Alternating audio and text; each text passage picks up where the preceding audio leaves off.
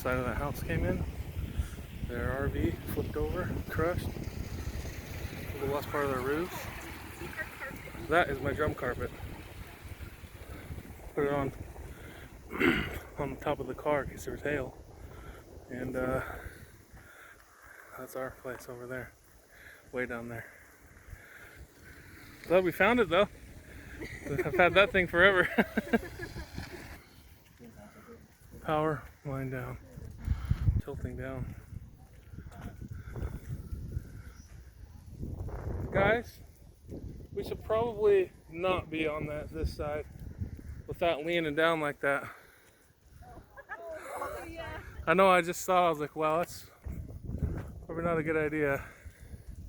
Holy cow. Oh, really? Yeah, where Marcus is, down further. Oh, it tipped as well? Holy cow.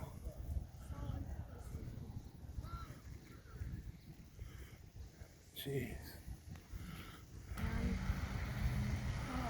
Yeah, that got hit hard. I think we just missed the main effect of it for some reason. Which is strange because everything usually gets blown into our yard.